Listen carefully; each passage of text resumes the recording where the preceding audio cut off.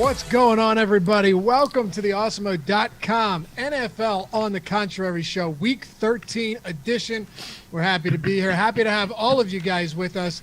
I'm Dave Loughran on Twitter at Laffy_D. Joining me, as he does every single Saturday, Alex Baker, number one ranked DFS player in the world. Hit the man up on Twitter at Awesemo DFS. What's going on, brother?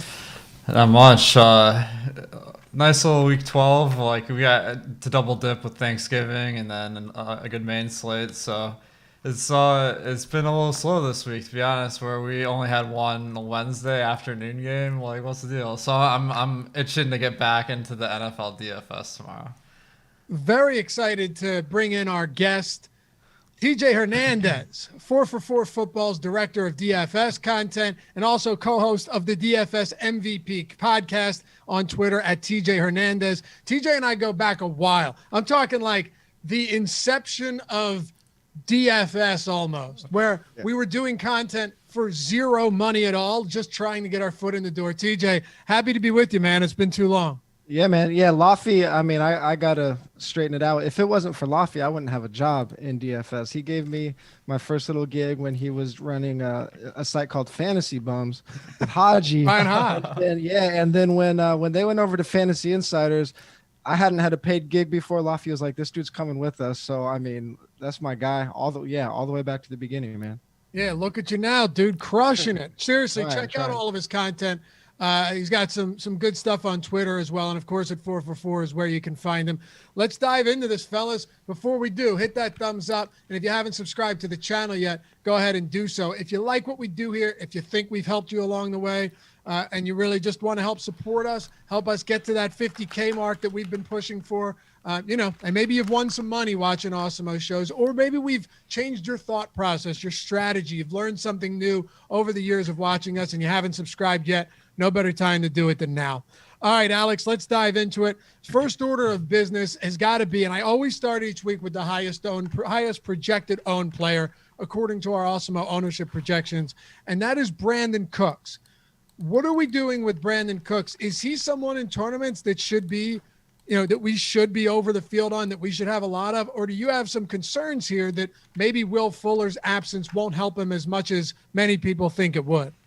Yeah, I mean, Brandon Cooks, after this Will Fuller PED suspension, looks like an amazing play because really medium prices on Draftkings and Fanduel at 5,600 and 6,500. That's pretty much a plug-and-play price at any lineup, so it's not like you have to go out of your way to get him. He's been having a great year already, and then you take out Fuller, and you're replacing him with guys that basically haven't played this year. Kuti is their number 2 right now, but then beyond that, you got practice squad guys, Isaiah Coulter and Steven Mitchell. So it's like maybe they're somewhat good, but definitely replacement level players. So then you got Cooks getting even more targets than before, and Houston's been good at passing, so I like Cooks a lot.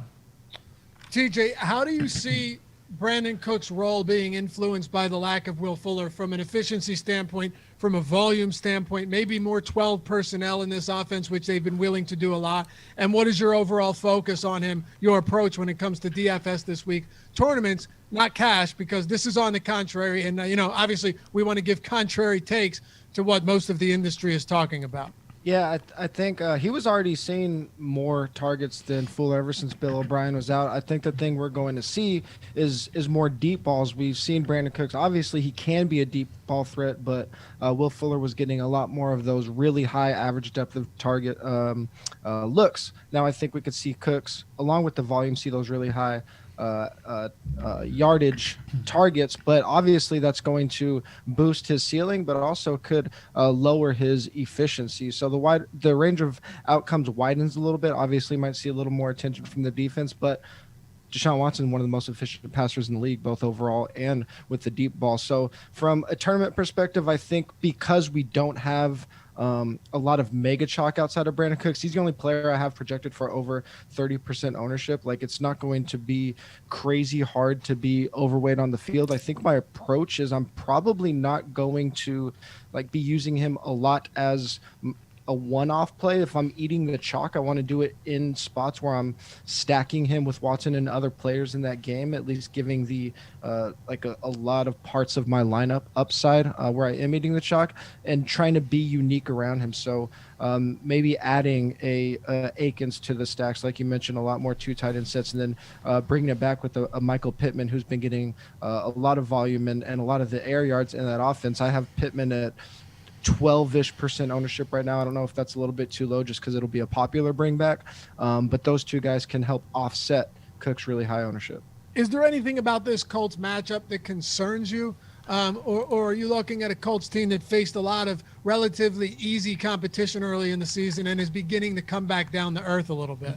Yeah, the latter for sure. We adjust for strength of schedule at 4-for-4, and we use a rolling 10-week window just so it has the most relevant data. So I think a lot of people are going to be looking at full season numbers and see the Colts ranked top 5, top 10 against a lot of positions in fantasy points allowed. But if we adjust for strength of schedule over the last 10 weeks, they're actually middle of the pack or below average in a lot of those categories. So again, I tend to fall back on efficiency, especially in the passing game. And Watson's one of the most efficient passers in the league. Alex, just given the fact that right now in our top stack tool over at Awesemo.com, you have the highest projected owned stack to be Houston. Deshaun Watson getting the highest ownership at quarterback right now, and the highest owned player, not wide receiver, highest owned player on the slate is Brandon Cooks. TJ talked about Michael Pittman as a potential run back. Do you see there being any viable options on the other side of this game for a Colts team that has the problem is the backfield has been muddled all season long. It's been difficult to figure out what that rotation's ever going to look like. And then there's a pretty flat distribution of targets in the passing game. But your boy, T.Y. Hilton, finally popped off last week. Once everyone, literally everyone in the world, including you, finally gave up on him. Yeah, thanks for reminding me. Yeah, T.Y. Hilton. Did you have any? I had 3% and he was 1% on, so I didn't win anything off of that. But yeah, the Colts have been tough to peg all year. You got a good matchup versus Houston, who's been below average in both phases. So I think that this does definitely bump to the Colts overall projections. But then you take Jonathan Taylor and put him back into this running back mix. That muddies the waters a lot to figure out who's going to be getting the workload this week. Hines has could have kind of stood out with a few breakout games, but Taylor a couple weeks ago before he was injured was the lead back, so that's going to be difficult to predict this week, I think. What do you think about some other chalk here? And then we're going to get to some specific games. I always ask our guests, are there any spots, games, players that you want to get to that you feel are imperative? And one that TJ wants to talk about, which we will touch on, and we just got a question in chat about that, is the Browns passing game. I actually want to talk about the other side of that game. And then Alex, of course, mentioned we get in on some Jaguars, Minnesota talk. But prior to any of that, I want to kind of segue into the top-owned running back, Alex, and that's Dalvin Cook.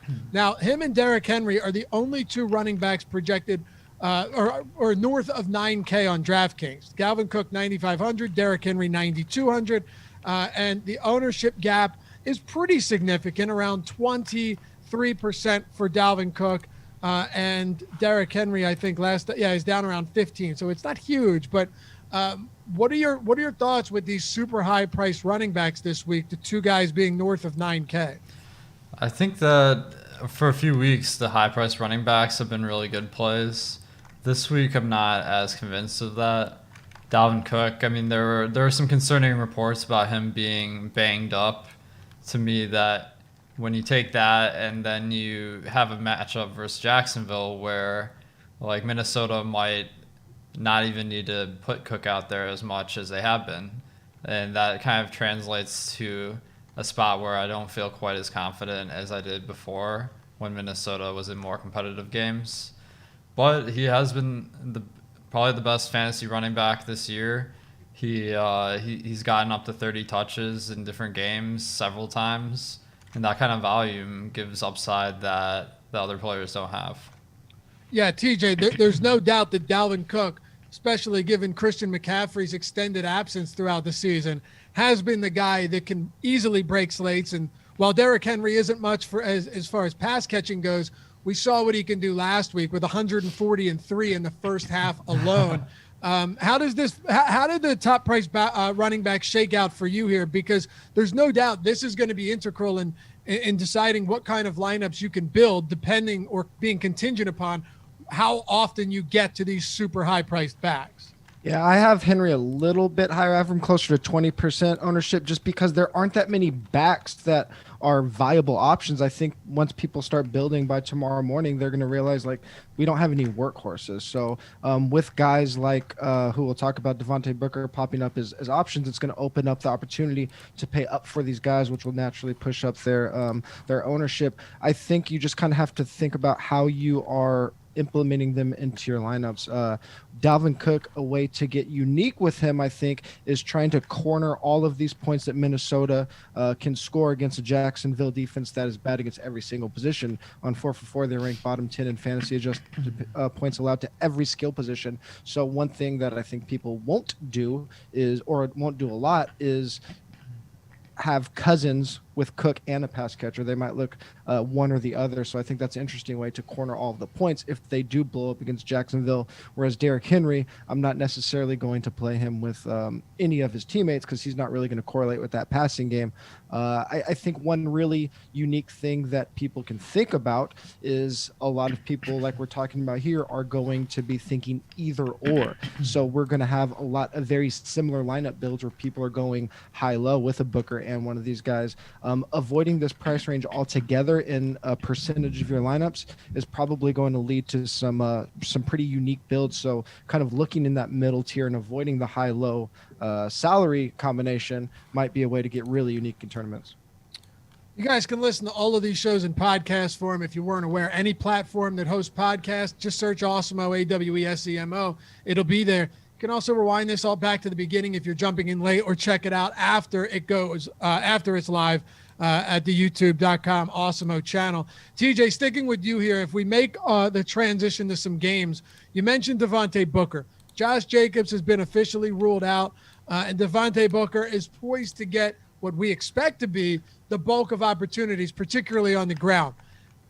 How do you see this playing out, just given that Jalen Richard, I haven't really heard him talked about, and maybe he shouldn't be, but he was out for a couple of weeks with that neck or chest injury, and then he got off the injury report and then was re-added to it with an illness, non-COVID illness, and now he's off. He's expected to play. So whereas he wasn't active for the past couple of weeks, he will be in week 13. Does that cut in significantly to Booker's workload through the air, or are you satisfied looking at Devontae Booker at a mid-5K price point? Yeah, I think that the concern with Richard is that he cuts into Booker's workload, but like how much is it? The spot sets up enough where there's going to be enough to go around where even if Booker sees 65% of the workload instead of like 80%, he could still exceed 20 touches. Running backs are averaging a total of almost 30 touches per game against the Jets, and that's because people are getting really good game script against this team because they're a bad team, and Raiders are a big favorite, and Raiders already run at the 5th highest rate in neutral game script. So all of those things suggest that even if Richard sees 7 or 8 targets, which I think is crazy high, Booker still has 20 touches easily in his range of outcomes. So you're just kind of like taking that price tag. I'm very rarely trying to go underweight or fading potential workhorse running back at a huge discount, especially like we talked about with the other guys. Like, we just don't have that many workhorse backs anymore. Like, there aren't guys that are seeing 20 touches. We've seen guys like Kamara fall off the map, so that just makes the pool even smaller, so you don't fade a Booker in this spot. Alex, you remember on the deeper dive back a year or so ago when we had time at the end, which was rare, you and Ben and myself would give our hot take of the week? Yeah, I mean, it sounds like you got one. Oh, I do. I'm going to reintroduce it right now. The Jets win this week and get their first W of the season. I know the line even moved from 7.5 to 8. I don't care. I'm not confident in this team, in this Raiders team. Gruden's done a good job in tough spots this year, but I don't feel it, man. I'm not seeing it. I think the Jets get to win this week. But that's okay. It doesn't really matter because it's not going to influence my DFS approach all that much. How are you going at this backfield? And then I want to get into the passing game because outside of guys like Darren Waller, you're talking about secondary, tertiary options that have had us pulling our hair out all season long. Yeah, I mean, Devontae Booker, I think he's a great play too. I mean, you have Jalen Richard, who the Raiders have only really used as a third down back. He's never really gotten a workload beyond that. So I don't feel like Devontae Booker, who's been getting a decent amount of playing time already, is really threatened a ton there. And then Theo Riddick's their third back. He's also in that pass catcher specialist mold. So I think Devontae Booker, when you take a team that runs a lot, like TJ, you're saying, I mean, that creates a lot of potential for Devontae Booker, and the price tag doesn't really reflect that. I think he's a smash play this week. But Lafi, as you're saying, I mean, if the Jets win this game, that could mean Devontae Booker has a bad day. So there's no guarantee, but I think he's one of the safer bets on the slate. Look, I think he's fine. It's just, throughout the guy's career, I don't know if people forget about this, but Devontae Booker's been in this like his 5th or 6th season in the league. He's been there for a while, and there was a time where he had the opportunity to wrestle away that lead back role in Denver, and it just never really materialized. Like, I think he's a perfectly fine backup, but would I be shocked if he's inefficient on the ground and they struggle to move the ball on the ground? No, I absolutely wouldn't. So I agree with you guys. In theory, he's a very good play. There's nothing on paper that suggests otherwise. And this also isn't me suggesting that you go out and pivot to Jalen Richard. But I do think you look at Booker last week, 4 targets. I wouldn't be surprised if he's not targeted at all, or maybe once this week, and Richard's out there on third down. But TJ, to keep this conversation moving on the same game, what are your thoughts on the passing game for the Raiders, knowing that simply Darren Waller has easily been the highest target share guy this year in Vegas, and it's not even close. And then you've got toss-ups like Ruggs, who runs wind sprints 50 times a week, and Nelson Aguilar, who has reinvented himself, and it makes me sick to my stomach, and even guys like Hunter Renfrow. What are we doing here? Yeah, Aguilar, your boy, out there. Oh, that's not true at all. It's just not. No, I actually don't think your take on the Jets getting their win is a horrible take. But if the way that plays out is probably because the Raiders defense stinks and it's actually somewhat of a shootout and Raiders win a close game. Like, exactly. Raiders aren't going to get blown out. So Devontae Booker isn't going to, he's not going to have a bad game. He's not going to get like game scripted out of this game, but it could be a really high scoring game. And we've seen Carr, even though he doesn't put up volume a lot, we have seen him put up ceiling games in spots, most notably against the Chiefs. But because he has been throwing deep more often this year, he has that in his range of outcomes with Waller. I think if you are going to try to leverage against Booker, like you said, you're not going to pivot to Richard. I think stacking this game is interesting. I wrote up this game as a mini stack or a secondary stack. I don't know if I would necessarily play Carr, especially if I'm playing something like 3-max, but pairing an Aguilar with the Denzel Mims, 2 guys that have really high average depth of targets as a mini correlation in a game with another primary stack is really interesting. I don't hate that at all, especially in the event that you're looking to pay up for, one of these top price backs, Dalvin Cook, Derrick Henry, or an expensive stack. It could be Aaron Rodgers and Devontae Adams, and then just several ways to go about that, Alex. And I think while it's risky, there's no doubt, if you're in these really large field tournaments and this game does happen to see points, we've seen how bad the Raiders defense is, as TJ mentioned.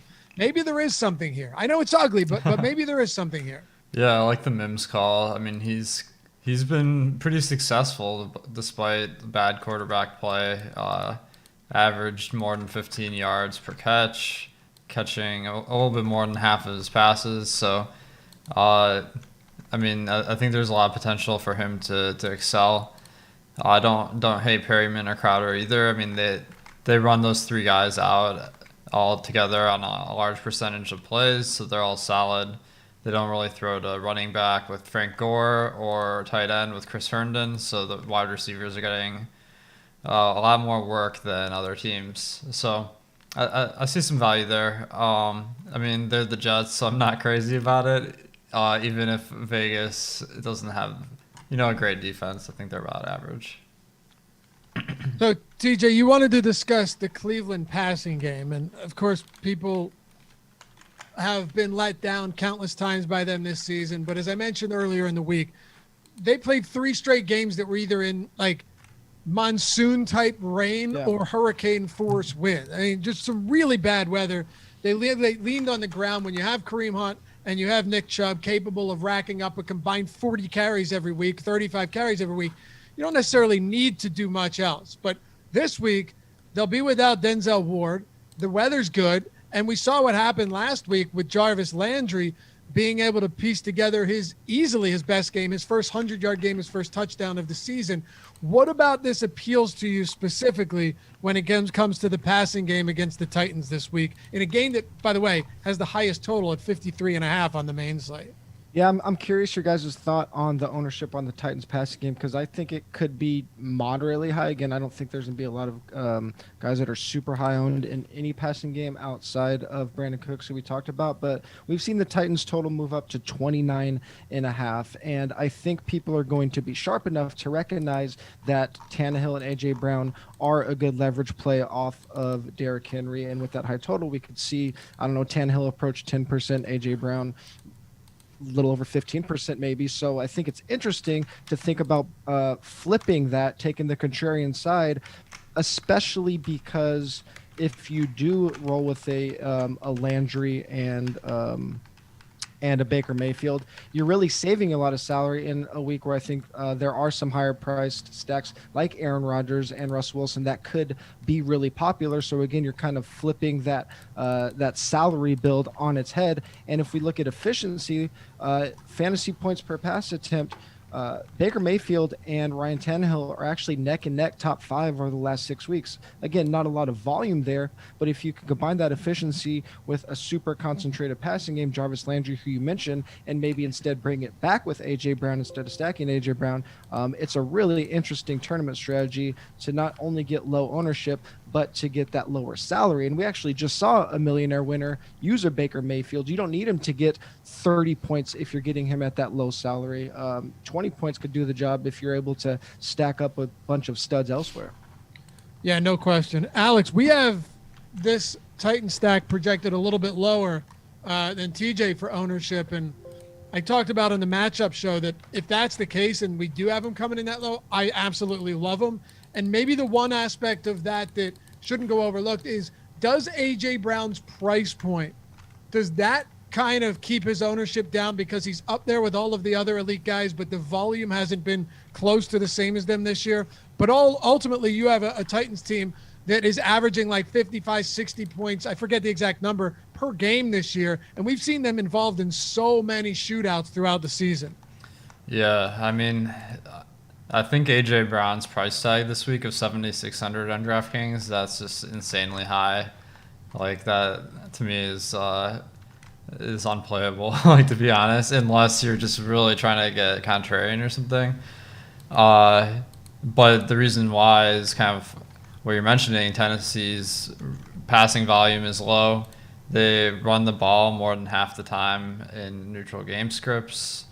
I mean, the matchup versus Cleveland, they're a decent favorite, but Cleveland's defense isn't bad, so I don't see a huge advantage in going to A.J. Brown or any of the guys. Although they might make nice leverage because Derrick Henry had such a good game last week that people might just run that back.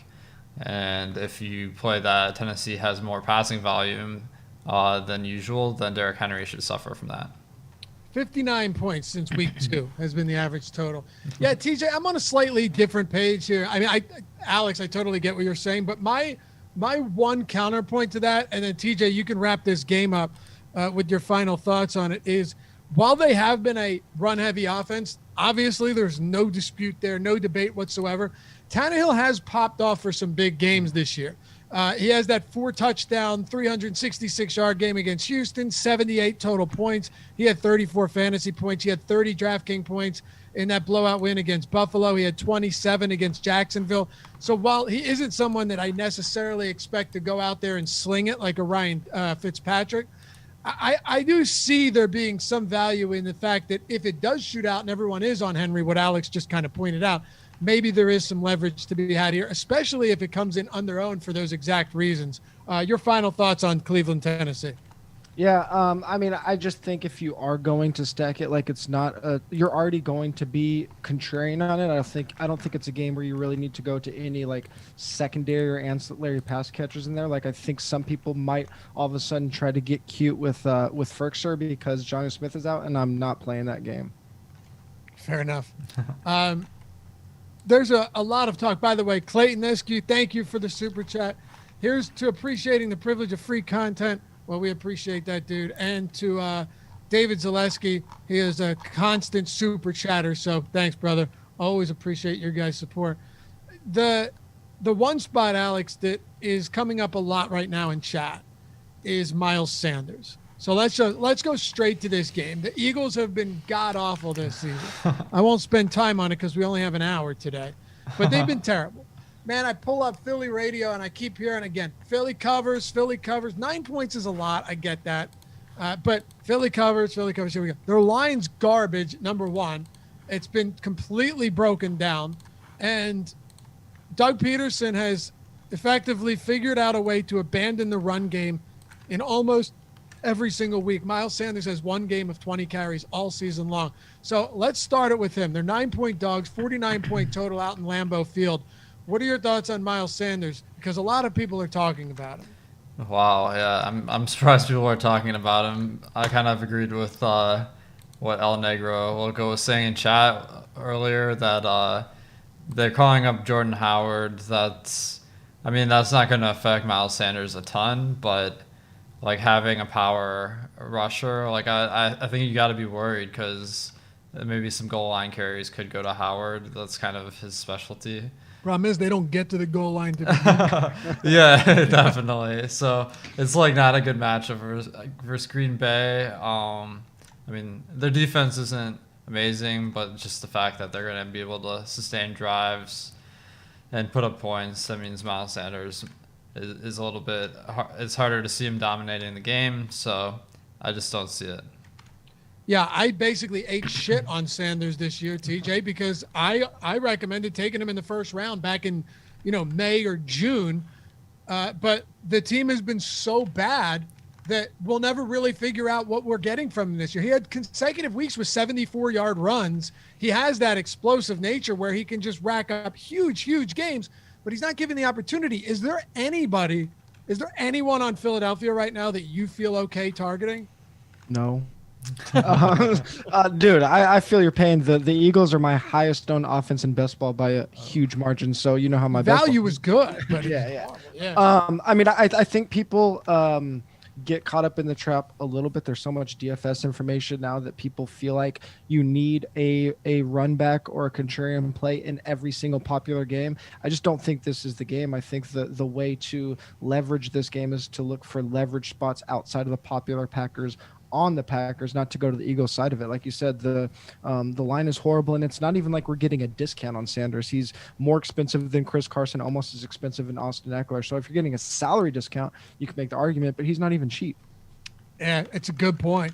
On the other side, and the reason I ask you about the Eagles first is because the other side is a game where I'm more than willing to target this week.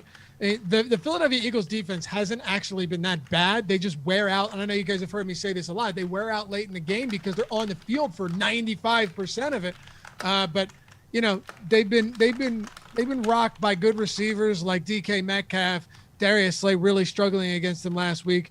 Green Bay's ownership is likely going to be up there a little bit, but it's so hard for me to overlook a game like this.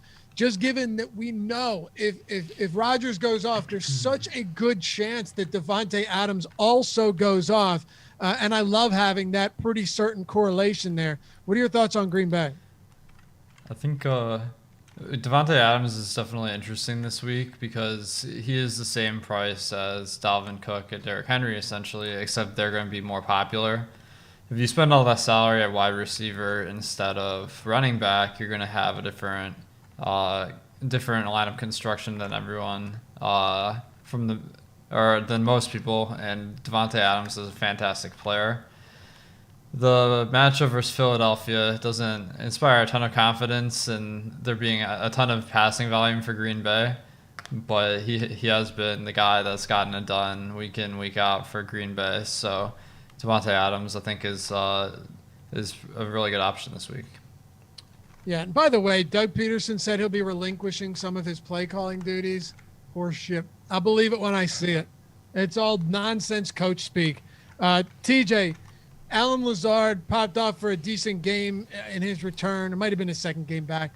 And Davante Adams, I don't even need to go much further than this, has been great. Robert Tonyan, believe it or not, has the fourth most fantasy points among all tight ends. That surprises people. But Aaron Jones has had a really tough month. And one of the contributing factors, if you've watched these Packers games, is they're just so content with throwing to guys like Tonyan and throwing to guys like Adams once they get in goal-to-go situations. It's really hurt him. Where are you going with the Green Bay offense? So we're jumping way ahead. My top pivot this week was actually going to be Aaron Jones. Green Bay, 29-point total. A lot of people are going to be on Aaron Rodgers and Davante Adams. Aaron Jones losing work to Jamal Williams. His ownership, I think I have it at 10 to 15%, but I think it could come in on the low end on that range. So I think he's just a really good leverage play just from a scoring opportunity standpoint in what's probably going to be the most popular quarterback to wide receiver combination outside of maybe Deshaun Watson and Brandon Cook. So from just a theory tournament standpoint, I love Aaron Jones this week. Totally agree. And again, if they do start running in those within inside the 5-yard line, you're going to start seeing, or at least you hope to start seeing more Aaron Jones opportunities, because that's where so much of his production came from last year. My only thing, Alex, and I really don't have anything to disagree with as far as Aaron Jones goes, because he's the type of guy that can win you tournaments. Not can, but has. He's won people tournaments with those 3-4 touchdown games, explodes at low ownership. I would anticipate the ownership being pretty low this week. The only thing with me is I wish he was like mid 6K with the way he's performed lately. Definitely. I mean, he's been one of the more volatile players this year, and a lot of that is because Jamal Williams is kind of a guy that can get in the game and then see more snaps over him. But Aaron Jones, as you guys are saying, he has that upside where if Green Bay's offense is rolling, it wouldn't be surprising to see him get at least a touchdown or two. So I think as a contrarian spend-up option, Aaron Jones does look pretty nice. Do you have anything else from this game specifically that should be touched on, or you want to keep this one going? Let's keep it going. I think this game's good, but the game script kind of makes it a little tough to love Green Bay. All right, let me get to the game you wanted to hit on, Jacksonville, Minnesota. And, of course, for those of you guys that don't know already, that are just tuning in for the first time to the On the Contrary show, it's 1:30 Eastern every Saturday. We do our top fade and our top pivot of the week for Week 13. We do it every single week. So the top guy we're fading, or at least coming in considerably underweight on, he's got to be somewhat chalky. And then our favorite pivot, which is someone that's not getting a ton of love that we want to get to and be overweight on. In Jacksonville, they're big dogs this week, Alex, and I'm not surprised by that. Minnesota is playing better football lately outside of that loss to Dallas, but they have a 30.75 implied total at home, 20.25 for the Jags. But I've got to go back to James Robinson and mention that very, very seldom do we see a guy on a team that's lost 10 straight games that I say, hey, I'm still willing to pay this for him because he's averaging 25.4 looks per game over his last 5, of which the Jaguars have lost all of them. He's the only running back getting any carries. And at this rate, last week, he was the only running back that got any targets. So I can't just overlook him every week because they're dogs. Because even against Green Bay and Pittsburgh, he comes out with 20-plus opportunities. Definitely. I mean, James Robinson, one of the best fantasy performers this year, even though Jacksonville's offense has been very miserable. And I think he's in play every week just because he makes up so much of their offense, just getting every rushing attempt and also getting a good amount of targets that if he does get in the end zone, that's going to give him enough of a score to be in a winning lineup for sure. And I think the other thing with Robinson this week is you get a lot of leverage over Dalvin Cook and also Thielen and Jefferson. Those are 3 of the most popular plays of the slate. If James Robinson runs the ball 25 times, or which would be probably if Jacksonville is having a pretty successful game on offense, you're going to see a lot less plays from Minnesota and Dalvin Cook, in particular, probably getting less rushing yards. So I think that you can get some leverage over the field. It's not likely Jacksonville wins the game, but when they do, you get a big payoff. TJ, do you think many of us have had blind spots for a guy like James Robinson because we're so, we're so accustomed or so conditioned to not wanting to pay up for a running back as a significant dog, and we overlook the workload? What are your thoughts on Robinson?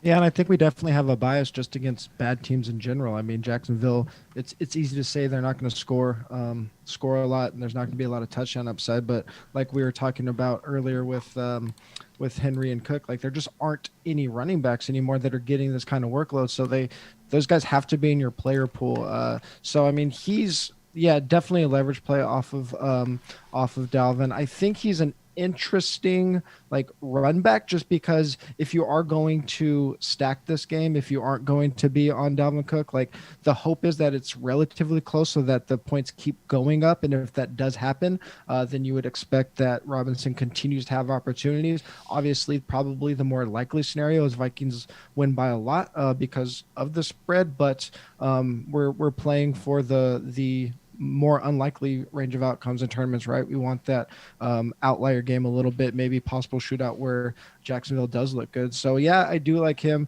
He's not the only player I like on the offense. I think with DJ Chark healthy, he's going to be overlooked a lot. There's only 11 players over the last month averaging over 8 targets per game with an average depth of target over 10 yards. He's one of those guys, so that suggests just a lot of upside. Now, we haven't seen him with Glennon, so who knows if that changes, but that uncertainty also will probably keep his ownership around the 5%, maybe even lower range. So, I mean, this is actually a game that I'm willing to game stack, and I don't know if a lot of people are going to be interested in doing that. As far as game stacks go, though, are you talking about running it back with a single guy from Jacksonville and not... Yeah. Okay, just to make sure, I don't want to... Yeah, I'm not loading up on Jaguars. Let's not get crazy. I don't want to give the wrong impression, Yeah. No, it makes sense. And Alex, you mentioned this before the show when we talked about it.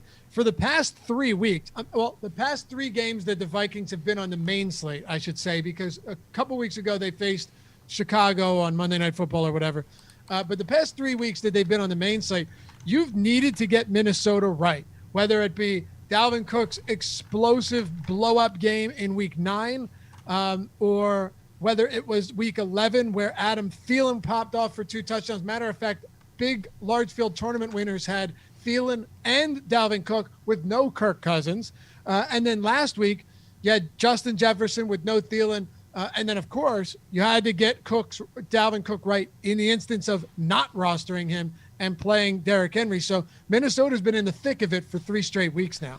Definitely. I mean, Jefferson, Thielen, and Cook have all won people tournaments in different weeks. So everyone's going to be looking at this matchup versus Jacksonville, thinking, which one of these guys am I going to get in my lineup? Because if Minnesota is putting up 30 points like the Vegas line indicates, that's a lot of production. And Minnesota's offense is very concentrated around those 3 players. So I think one thing I might try to do is just have a lot of teams where I don't play all 3 of them. And the reason why I don't love Thielen and Jefferson because Minnesota is a very run-heavy team. They the passing volume makes them look like good but not great plays because, I mean, while Minnesota's passing has been really efficient, you just can't count on a lot of opportunities for targets. So I would kind of lean towards Cook between the 3, but I'm also kind of inclined to, with how popular these guys are, just take some other high-priced options. You're going to need probably 30 points out of these guys to win, and I'm not sure there's a high chance. So I think spreading it around to some different mid to high-priced guys makes sense.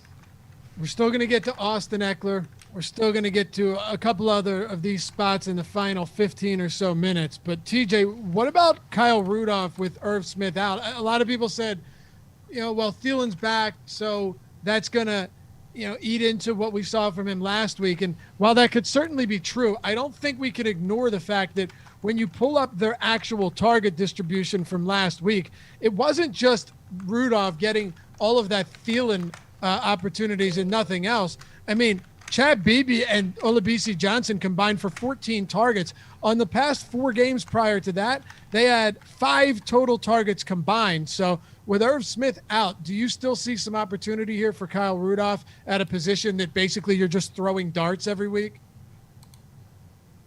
You're muted, I think. No, actually. Do you hear him, Alex? No. Maybe tap that mic a little bit. I have no idea what just happened. Yeah, I don't know. All right, hold on, TJ, get that fixed. If you want to unplug your mic, maybe that's it. I'll go to you, Alex. I'm not sure why that would happen. He was perfectly fine just a minute ago. Try again. Nope. Leave Zoom. Can he leave Zoom and come back in, Alex? Would that be all right? Yeah. All right. Leave Zoom, come back in, and we should be good. Alex and I'll hold on to it for now. Actually, you know what, Alex? It's a perfect time to mention Awesemo.com and the fact that all of our premium stuff for every single sport is the best, most preeminent stuff you're going to find because, well, this guy right here, Alex Baker himself, developed all of these tools. The ownership that we discussed, that we reference on the show, the top stack tool, the player projections, the lineup builder, which is amazing for single or 3 max. We have the Fantasy Cruncher add-on that you can get, all of the amazing behind the paywall premium content. Now, we have a ton of free stuff as well. Great free stuff like Matt Savoca's matchups column and the data deep dive and all of that. But if you want to go behind the scenes and see what we've got something for everyone. And if you're in a position where you're on a budget, for $3.95 a week, you can get the Express NFL package. It's all of the showdown content for every showdown slate, plus rankings, plus the Express lineup builder, Express top stack tool. You can do monthly all access for every sport, the Awesemo Plus Platinum, or just NFL. But with baseball coming up, golf, NASCAR, MMA, football, and mid-swing, there's so much we've got. We'd love to have you come over and check it out. If you have any questions, DM me on Twitter. My handle's right there. I'll be happy to help you out. And when you do decide to sign up, use the not the promo code. Hop into our premium Slack chat. Say what's up. It's an awesome community. And we have an office hours, too, where, Alex each week will jump in and then take all your questions. Ben Rasa, Adam Scher, Josh Engelman, all of these guys. Steve Buzzard, who's a multi-time $100,000 winner. Some great stuff. Hopefully you'll come over and join the community. Awesemo.com/join. Check it out. TJ, you back with us? Yo, can you guys There we go. Yo, all right. back. Slight malfunction there. Let's go, Alex, and then I'll go back to you, TJ. We still got some time here, and we got the read-in, so no harm, no foul. What about the Rams side of the ball against the Arizona Cardinals? I've talked about potentially getting different here and looking at Cam Akers at virtually no ownership, Alex. But the passing game with Jared Goff, Cooper Kupp, Robert Woods, some of those guys are going to be pretty popular against Arizona. Are you loading up on the Rams this week? I like this game a lot. The thing that stands out to me the most of Rams, Arizona, is that these are both two very fast-paced teams.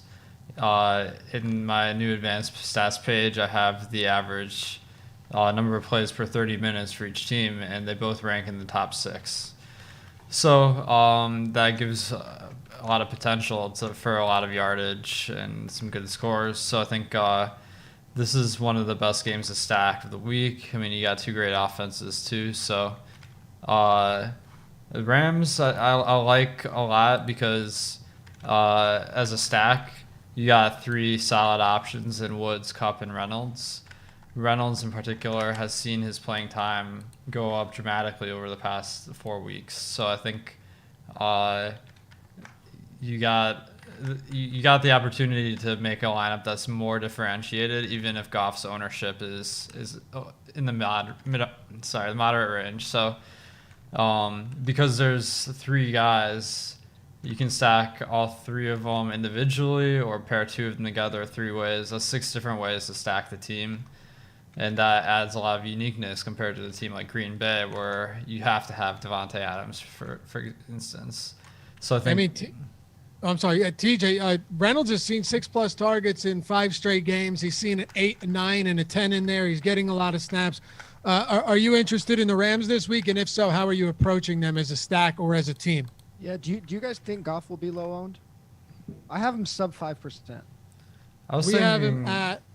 Alex, what do you have at 7.6? I think. Yeah, it was around there. So not the highest but somewhere in the mid-range. I think it's always interesting when you have guys like Woods and Kupp, who I think could drop pretty significant ownership, like maybe 15, a little bit more, with the quarterback that could be close to maybe 5%, just depending on how the public comes in. Like, that looks like a bit of an inefficiency. So I actually wrote up Goff as a quarterback to target on a slate where I think this is a slate where it's okay to go contrarian quarterback. A lot of slates this year, we haven't wanted to do that because we've had so many crazy high ceiling guys playing on the same slate. Now we do have Wilson, Murray, Watson on the slate, but all of them suddenly have a lot of questions. Seattle's passing game ceilings are all of a sudden really low. Kyler Murray hasn't been running. I think he's injured. And then Watson, we don't really know what that offense's range of outcomes is without Fuller. So I'm fine going a little bit contrarian at quarterback if we do think Goff is going to come in a little bit owned. So I like stacking this game with Goff. He's actually the main quarterback that I wrote up this week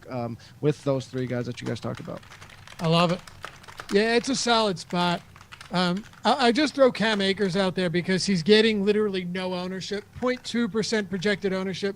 His second and third highest snap count of the season came over the last 2 weeks, and the 2 longest runs on the Rams this year. If you've watched our shows throughout the week, you've heard me say this, but some people only tune in on the contrary. The 2 longest runs the Rams running backs have had this year have both been from Cam Akers. Malcolm Brown and Henderson have 1 combined run north of 20 yards, and Cam Akers is the best, most explosive back. It's just a matter of whether or not Sean McVay wants to use him. But if tomorrow comes and we see that Goff and these pass catchers are projecting for a lot more ownership in a game that has an over-under or total of, I think it's like 49, 48, then I might sprinkle him in. If I got 5% or even like 3-4% Cam Akers, I'm way above the field. And I want just a little bit of that because I wouldn't be surprised if this is the game where McVay starts to make that transition in the playoff push to get Akers the ball more than these other guys. And we saw against Seattle just a couple weeks ago, Jared Goff passed for 300 yards, and all 3 of their touchdowns on offense were rushing. So weird things can happen. TJ, on the Arizona side, what about Kyler Murray, DeAndre Hopkins, and yes, I'm going to bring this up, Kenyon Drake, because the last 2 weeks, he has 9 targets, the only 2 games where he's been targeted more than 2 times all season, and 22 carries in that loss at Gillette Stadium against New England.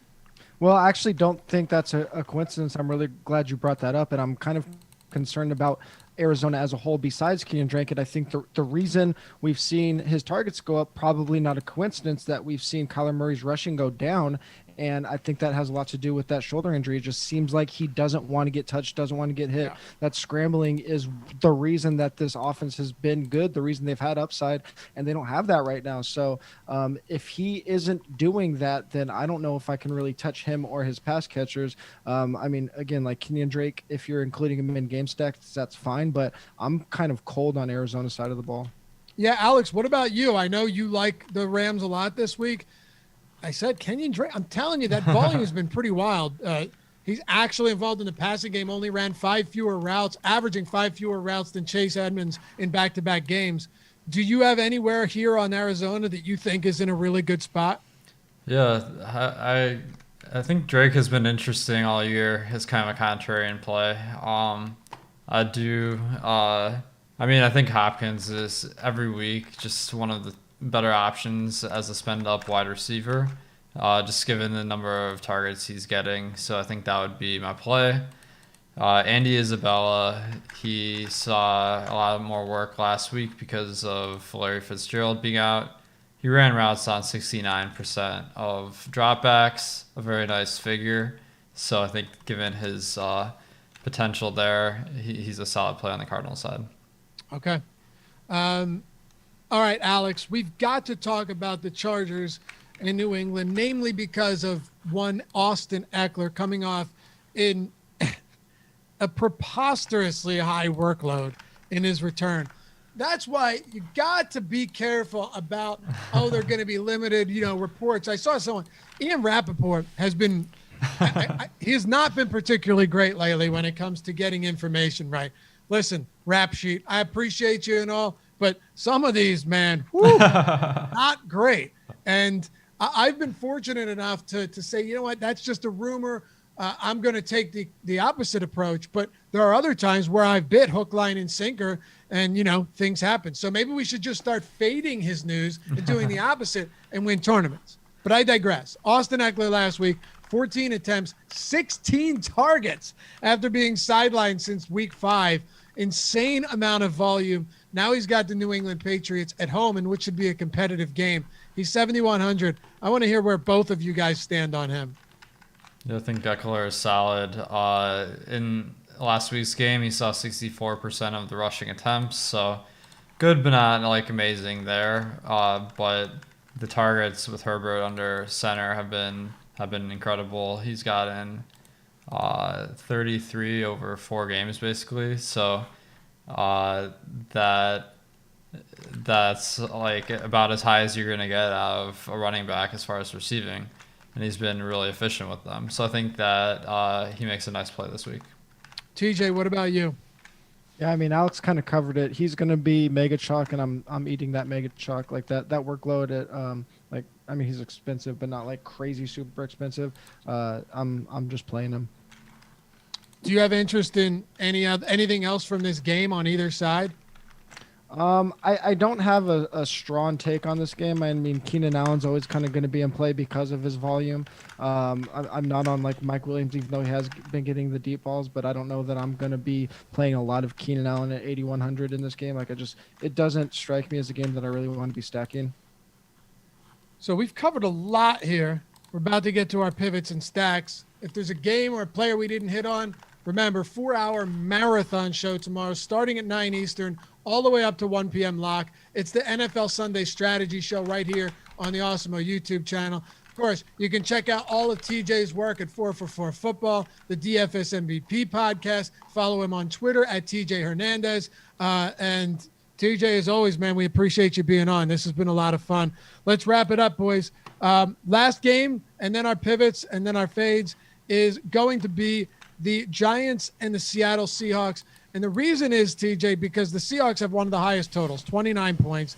But with Daniel Jones not expected to play, it's really hard to have any faith in the Giants passing game, even though Seattle, outside of an easy win and an easy job masking their secondary against the Eagles last week, have really, really struggled this year, historically bad. Yeah, the really interesting thing, or maybe concerned, I don't know how you want to spin it, Colt McCoy, third highest sack rate of any active quarterback in the league. So even though Seattle's defense isn't good on paper, I think they are going to have a field day against Colt McCoy, and that could really swing how people think game script ends up going in this game, especially if something crazy happens like Seattle getting an early defensive touchdown with the way they've already been running the ball a lot in recent weeks. Alex, is there anything that you feel confident or even remotely okay getting to from this side of the Giants? And do you like Seattle? Sterling Shepard, I guess, could be an option. Seattle's defense this year has given up a lot of passing production because Seattle's offense is good. Teams have to pass a lot more. And they've been less efficient versus the pass. So I think Shepard being their number one wide receiver as far as how much they're out on the field, he makes a decent play. And then Slayton, he's kind of the deeper threat. So I think there's more boom-bust potential there. But his price is reasonable. All right, boys, let's do it. We've reached the end. Appreciate all you guys hanging out with us throughout the show. Hit that thumbs up. If you haven't subscribed yet, help us get to that 50K mark. If you like what we do here and you think we've helped you, hit that subscribe button. Then the notification bell if you haven't. And you want to get alerted when all new content drops because we got a lot of it. TJ, your top fade of the week. Disclaimer, of course, it doesn't mean you're saying you're going to have 0 of them, but just that you could be significantly under the field when Sunday's slate locks at 1 Eastern. Yeah, the one we just talked about. I'm going to be way under on Seattle's passing game as a whole. I mentioned that game script could go really awry with Colt McCoy under center. We've already seen over the last month Seattle only passing at the 17th highest rate in neutral game script, and now Chris Carson, he got eased back in last week, but now healthy. I think that's only going to trend more towards a run-heavy plan against the Giants. So and Russ's ceiling hasn't even been as high as it was. Regardless, so I'm gonna be way underweight on Seattle's passing game as a whole. Alex, top fade of the week. Sorry, Mitch Trubisky. Like for some reason, he's super popular this week, and it makes sense because the Lions' defense is very bad, and they just fired their GM and coach, so maybe they'll be kind of scrambling a little bit to with their game plan. So I think Trubisky stands out as a good play because of his price tag and the fact that Allen Robinson is a fantastic player that is cheap this week. Darnell Mooney also very cheap for his role. I think he's a great play, but I don't like the combination of the stack given we have Mitch Trubisky projected for 9% ownership. My pivot would be going to Jared Goff at $400 more. I just think that with 3 receivers and that I'll have good workloads, you can make more unique lineups. And that game being against Arizona, that's pretty fast paced. I think it has a little bit of additional upside because of that. My fade's going to be David Montgomery, and I get why people are playing him. Ever since Terry Cohen went down, Montgomery has been getting the lion's share of work on the ground and the passing game out of the backfield. But if he's truly going to be coming in where we have him, close to, north of 23%, the Bears are averaging the 4th most points per game this year. Simple stat, basic stat, but they've just struggled to score points. And if this ends up being a slog fest where it's like at the end of the game, it's 17-14, I wouldn't be shocked. Montgomery put up a ton of work in garbage time last week. Not necessarily sure that opportunity will be there. So David Montgomery at that ownership, even though his price is solid, I could see myself coming in underweight on him. TJ, who's your favorite pivot of the week? I'm going to go with the price pivot here. I have no statistical justification. I just looking at Alvin Kamara. Austin Eckler is the most popular running back on the slate. Alvin Kamara, almost a perfect price pivot. I just can't imagine that the Saints are going to continue to not use their most explosive player in the offense in a week where you could probably get him at like 5%. You're not going to need a lot to be overweight on. So again, no real pull for it. I mean, the game has a decent total, but Kamara at super low ownership as a perfect price pivot off Eckler. It's just a straight game theory play. Awesome. I'll close it out. Kenyon Drake. Kenyon Drake coming in almost 20% less projected ownership than David Montgomery, and he is only $200 more expensive. His team has a 22.5-point implied total. The Chicago Bears are right up in that same neighborhood at 23.75, so I'm not super concerned about that. And the Rams have been a tough team to exploit through the air. TJ mentioned that there could be some issues with that throwing shoulder for Kyler Murray. Maybe they look to lean on the ground more. And the fact that he's been targeted 4 and 5 times over his last 2 games, particularly coming off a 22 carry game in the loss last week. I think Kenyon Drake is the perfect pivot away from Montgomery. And what do you have to lose, right? It's not like Montgomery's been efficient this season either. Alex, close us out, man. It's been a good one. Final thoughts? Yeah, I think this one, it's interesting because it's kind of like the value plays have trickled out throughout the week. We got Devontae Booker as a great play. And now with Jacobs out, and we probably will see some more injury news coming out today and tomorrow. They'll shake things up. Got some great values with the Houston, the Suns, Will Fuller, and then somehow all the Bears are super chalked this week. So there's a lot of interesting dynamics to this slate. It'll be a lot of fun, and I hope everyone has success tomorrow. No question. Alex Baker at Awesemo DFS on Twitter. TJ at TJ Hernandez. Again, 4for4 Football. Check him out. The DFS MVP podcast as well. I'm Dave Loughran. Hit me up on Twitter at Loughy_D, LOUGHY_D, and Awesemo.com at Awesemo_com. We'll see you back here next week. The On the Contrary Show, week 14. Thanks for hanging out, guys.